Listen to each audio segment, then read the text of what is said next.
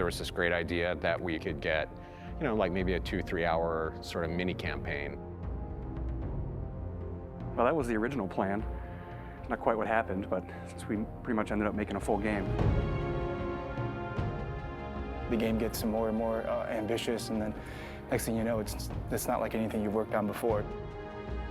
We knew that we wanted to keep what was great, that people loved about the Halo experience, that 30 seconds of fun over and over again. We knew we had to preserve that, but at the same time give it an ODST spin. We wanted to try something that we'd never done before, and I think that means breaking the mold of what people expect from Halo.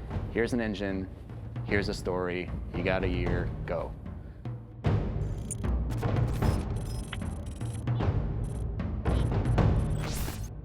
One of the great challenges that we had with ODST was, since we didn't want to be traveling all across the universe in this gigantic space opera, we wanted to really focus on one place. The hub was the single most technical thing that we've ever accomplished in the Halo engine. There was a lot of work done to try to come up with smart ways that we could build the city. It's definitely the biggest environment that we've made in any Halo game. We spent a lot of time trying to figure out how can we maximize the space without freaking out all the artists, and I think we figured out how to maximize the space really well. I don't think we ever figured out that second part too well. We want the player to have this open, visceral, you're in the city experience. We started experimenting with playing with elevation, playing with building shapes. It's a city that you actually completely walk through. Each BSP is directly alongside the other BSP. You walk through a door and you go into the other BSP. The road structure is not straight, it's diagonal, it's also multi-layered.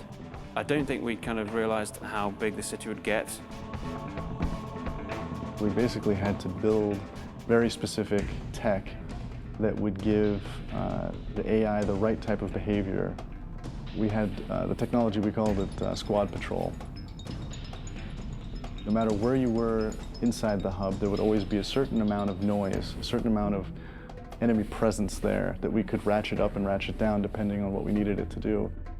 We need to have this dark, moody city without making it unplayable. I wanted to get a feeling of rain at night in an abandoned city. I still like to score the emotions and mood that we want the player to feel when they're playing the game. We want people to explore the city. We want people to find this, this kind of hidden little sub-story. What if the phones rang? You're alone, you're in the city, you're trying to unravel a mystery. That's the feeling you have every time you're the rookie.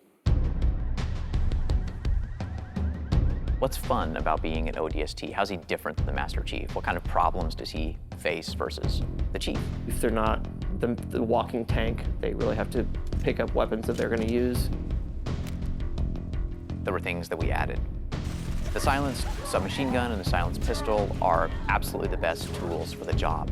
Something the ODSTs have that Spartans actually don't. Silenced weapons at night, they feel cool, they look awesome, they're really sweet to use. In real life, silenced weapons don't have a whole lot of sound.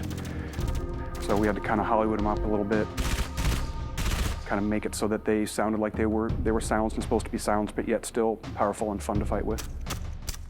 In a lot of ways, it feels like Halo 1, because it's back to single wielding. Dual wielding.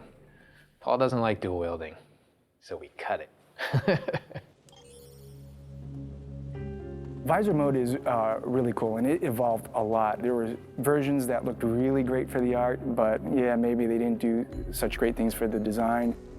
It affected how we lit something. We'd make this building, and it looked great, and we thought it was fine. And then you turn on the visor mode, and you realize that's really just a square. But it also has the advantage of really showcasing the depth of our scenes. Put on visor mode, and then the whole environment reveals its secrets to you.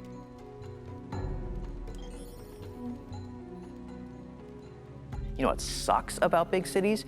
You can get lost really quick. And that's where we came up with ideas for the Visor database, where you have a great map of the city that not only shows you where you are, but allows you to choose where you want to go.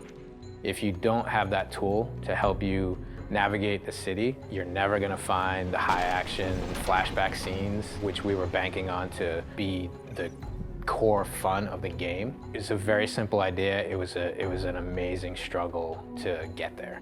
When you combine those things that we took away with things that we added, such as the visor, even though you might feel a bit more vulnerable, you have the right tools for the job. The hardest part moving from Halo 3 to ODST was just the difference in the play styles of the characters. If you look at the Master Chief in the course of the Halo games, he became ridiculously powerful over time. And ODST feels very different because when you start taking fire, you can't just continually keep kicking ass. You have to actually look for cover because you don't have a motion tracker like the Chief. Bringing back the health was something that was born out of a discussion about how can we add long-term level of tension to the game. For us, health is important in the ODST's world because it reminds you that you're vulnerable.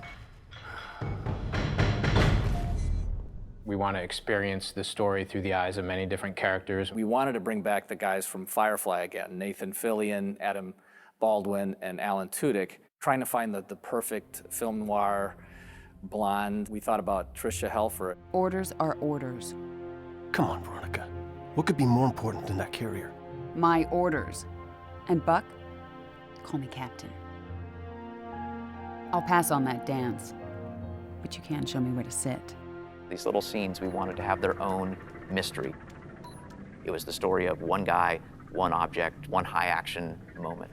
And for us, the clue objects were the key.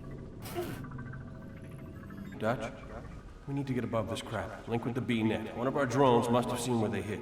When you find a clue, you're actually going back in time and playing in the boots from another ODST's perspective. Good hunting, boys. I'm keeping my boots on the ground.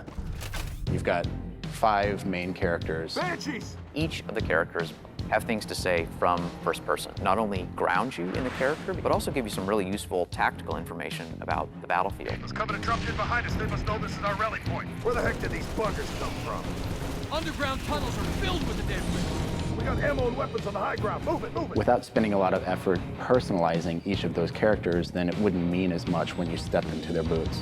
We need some help. Look out! Bam, said the lady. So I hope it's the right balance of new and old, that it doesn't come off like we've screwed the pooch on this one. But I do think they will probably walk away from this honestly wanting more.